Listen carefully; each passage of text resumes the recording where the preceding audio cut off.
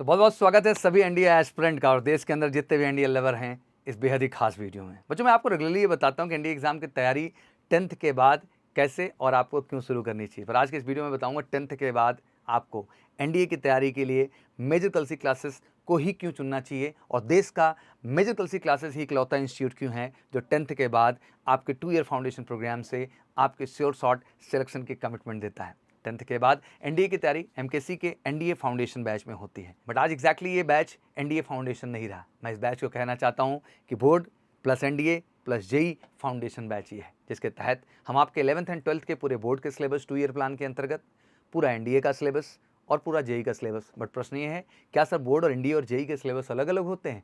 तो बिल्कुल नहीं। एग्जैक्टली इस देश में मुझे लगता है बड़ा दुर्भाग्यपूर्ण भी है कि इस देश में स्कूलिंग के नाम पे अलग पेमेंट है, इस देश में बोर्ड की कोचिंग करने का अलग पेमेंट है, जेई की कोचिंग करने का अलग पेमेंट है, एनडीए की कोचिंग करने का अलग पेमेंट है। और कितना ही दुर्भाग्यपूर्ण है एग्जैक्टली। और ये सारी प्रक्रिया इस देश के अंदर शुरू होती हैं 10+2 के बाद। और दुर्भाग्यपूर्ण तो ये है कि 10+2 के बाद जब बच्चा एक करियर शुरू कर रहा होता है तो अपने लाइफ की मैक्सिमम अपॉर्चुनिटी उसकी खत्म हो चुकी होती है और एक पुअर फाउंडेशन उसके पास होती है 11th एंड 12th के एकेडमिक्स को लेके, जिसकी वजह से बच्चा जो नेशनल लेवल के एग्जाम्स में फाइट ही नहीं कर पाता है। आज हर पेरेंट्स और बच्चे को समझना बहुत ज़रूरी है, क्या एग्जैक्टली मैं बोर्ड रखूं, एनडीए रखूं और जेई रखूं? क्या तीनों को सिंक्राइज तरीके से एनसीईआरटी जोड़ता है कि नहीं जोड़ता है?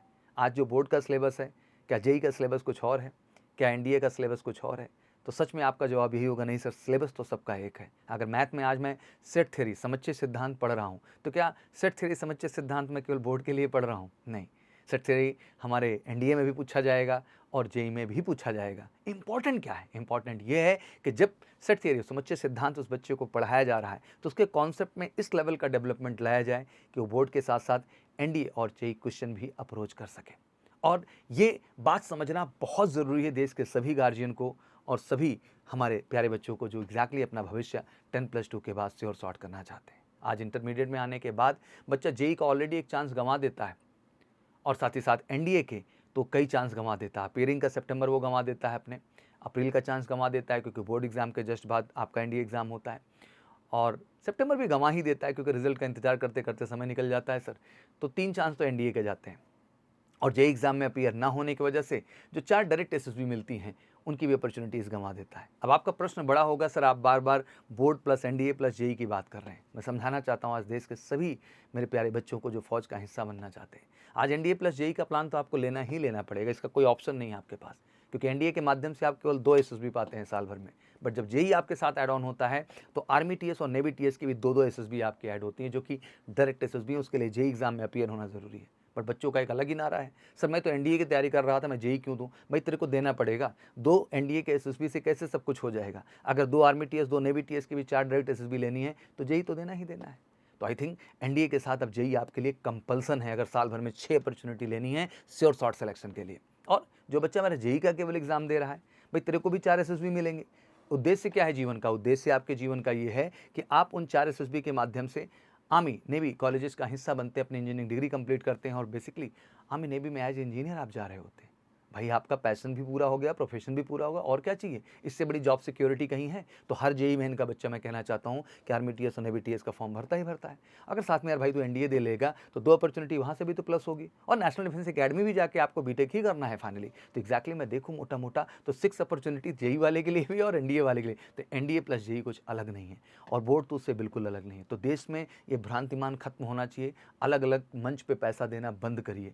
सब कुछ सेंट्रलाइज एक ही कैंपस में है, एमकेसी के कैंपस में। आज इसीलिए मैंने एक लाइन स्टार्टिंग में कही कि 10th के बाद आपको एमकेसी से ही क्यों तैयारी करनी चाहिए और एमकेसी ही भारत का नंबर 1 इंस्टीट्यूट क्यों है आपके NDA plus board plus JEE plan के लिए, शायद आप समझ गए होंगे। और साल भर में 6 मौके देने का उद्देश्य है sure short recommendation, best academics, one of the best teacher आपको मिलेंगे भारत के, जो आपके बेहतरीन math, physics, chemistry, English, GS, आपकी कम्युनिकेशन, जितना एकेडमिक में हम आपका बेहतर करेंगे। दैट मीन बोर्ड में भी हमें 90 अबव चाहिए, एनडीए भी फर्स्ट अटेम्प्ट में क्लियर चाहिए और साथ ही साथ आपका जेई में भी मुझे 95-96 परसेंटाइल से नीचे नहीं चाहिए। और मैं कहना चाहता हूँ बड़े गर्व के साथ कि म्यूजिकल सी क्लासेस के फाउंडेशन के बच्चों ने ये चीज़ कर दिखाई है। लोग 10+2 के बाद कंपटीशन के बारे में सोचते हैं, हमारे बच्चों ने 12th के जस्ट बाद ही अपीयरिंग सितंबर अटेम्प्ट जो एनडीए का होता है उसमें भी बच्चे ने क्वालिफाई करके दिखाया और बड़ी संख्या में बच्चों ने क्वालिफाई करके दिखाया।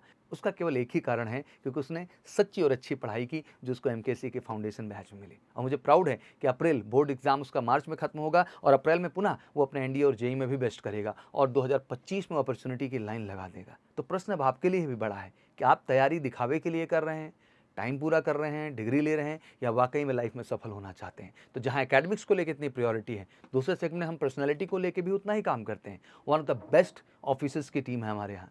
बनारस बोर्ड के वाइस प्रेसिडेंट हैं, इलाहाबाद बोर्ड के एसएसआर हैं, भोपाल बोर्ड से हैं, बेंगलोर बोर्ड से हैं। One of the best team of SSB जो आपके पर्सनालिटी को भी अप टू द मार्क करते हैं। दैट मीन आपकी रिटन से लेके, आपके एसएसबी से लेके, आपके फिजिकल से लेके, आपके मेडिकल तक 100% ग्रूमिंग जो होनी चाहिए एक पर्सनालिटी की और एक ऑफिसर बनने के लिए जो क्वालिटीज़ की ज़रूरत होती है वो भारत में केवल इकलौती मिलती है एमकेसी कैंपस में। तो अब ये विचार करना बहुत अहम हो गया है कि 10th के बाद हमें उसी रूढ़वादी प्रक्रिया में चलते हुए अपने एजुकेशन को पूरा करना है या फिर कुछ क्रांतिकारी निर्णय लेते हुए अपने सपनों को जीना है, इंडियन आर्म फोर्सेस का हिस्सा बनना है। तो बिना देरी किए आप कॉल करिए 9696330033 पर और जुड़िए एमकेसी के साथ। श्योर शॉर्ट रिकमेंडेशन के लिए वादा है हर बच्चे से। अगर ये 2 साल का प्लान 10th के बाद और 11th के बाद 1 ईयर के प्लान का हिस्सा बनते हैं एमकेसी में, हम कमिटमेंट देते हैं कि हर बच्चे को 100% सफल कराएंगे। और ये वीडियो मैं चाहता हूँ ज़्यादा से ज़्यादा शेयर ही किया जाए। हर बच्चा जो देश में डिफेंस लेवल है उस तक ये वीडियो पहुंचना चाहिए, पेरेंट्स तक पहुंचना चाहिए। सर इससे बेहतर, इससे परफेक्ट सर 10+2 पे कोई करियर ऑप्शन हो ही नहीं सकता है। तो देरी क्यों, इस बात को बताया जाए और देश के अंदर इस चीज़ को लेकर एक बड़ी जागरूकता लाई जाए। Thank you so much. जय हिंद, जय भारत।